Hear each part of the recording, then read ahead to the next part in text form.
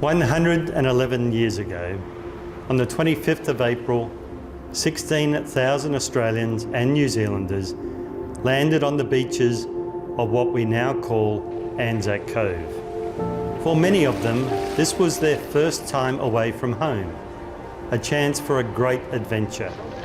By the next morning, 2,000 of them had been killed or injured. By the end of the Gallipoli campaign, over 8,000 Australians had been killed and almost 18,000 injured. Like many Australian families, my family has a deep personal connection with Gallipoli, as both my wife and I have relatives who fought there.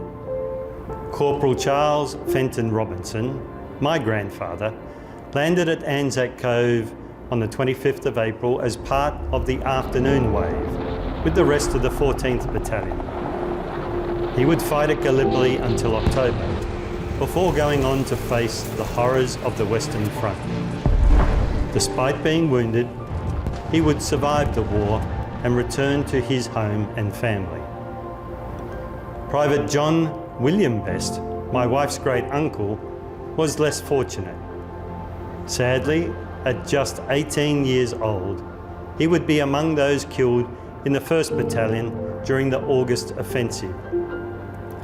With no known grave, he is among the more than 4,900 servicemen who died in the ANZAC area, or were buried at sea off Gallipoli, commemorated by the Lone Pine Memorial.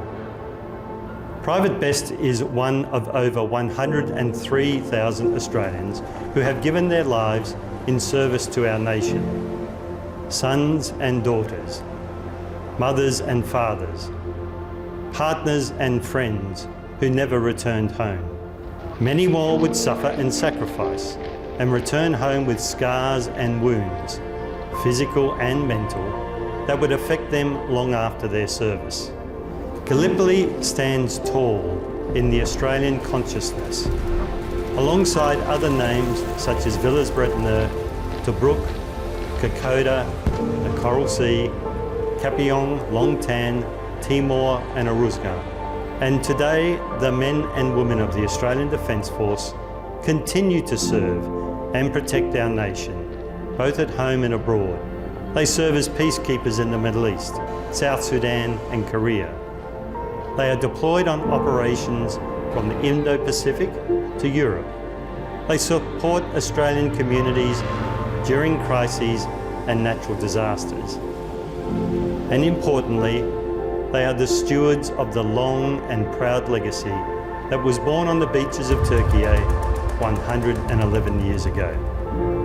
ANZAC Day is a time for all Australians to come together and reflect upon the memory and sacrifice of all those who have served our nation. Together, we honour them. We remember them, lest we forget.